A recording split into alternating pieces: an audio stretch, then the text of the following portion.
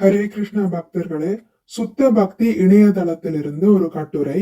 கணவன் ஆன்மீக முன்னேற்றம் அடைந்தவராக இருப்பாரானால் ஆன்மீக உலகினுள் பிரவேசிக்கும் வாய்ப்பு பெண்ணுக்கும் தானாகவே கிடைக்கிறது. ஸ்திரியோ வைஸ்யாஸ்ததா சூத்ராஸ்தேவி யாந்தி பராம் கதிம் என்று பகவத்கீதை 9.32 குறிப்பிடுகிறது. ஆன்மீக கொள்கைகளை பின்பற்றுவதில் பெண்கள் அவ்வளவு சக்தியுடையவர்களாக கருதப்படுவதில்லை.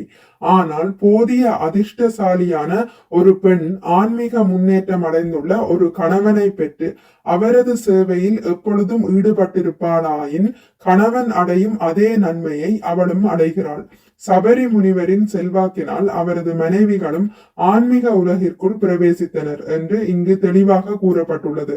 அவர்கள் தகுதியற்றவர்களாக இருந்தும் தங்கள் கணவரை விசுவாசத்துடன் பின்பற்றியதால் அவர்களாலும் அவருடன் ஆன்மீக உலகினுள் பிரவேசிக்க முடிந்தது. இவ்வாறாக ஒரு பெண் தன் கணவனுக்கு விசுவாசத்துடன் சேவை செய்பவளாக இருக்க வேண்டும். கணவன் ஆன்மீக முன்னேற்றம் அடைந்தவராக இருப்பாரானால் ஆன்மீக உலகினுள் பிரவேசிக்கும் வாய்ப்பு பெண்ணுக்கும் தானாகவே கிடைக்கிறது. ஸ்ரீமத் பாகவதம் 9ஆம் காண்டம் அத்தியாயம் 6 பதம் 55. மிக்க நன்றி. ஹரே கிருஷ்ண. உங்களுக்கு இந்த வீடியோ பிடித்திருந்தால் லைக் பண்ணுங்கள், ஷேர் பண்ணுங்கள், சப்ஸ்கிரைப் பண்ணுங்கள். நோட்டிபிகேஷன் பெல்லை அழுத்துவதன் மூலம் அடுத்த பதிவுகள் உங்களை வந்தடையும்.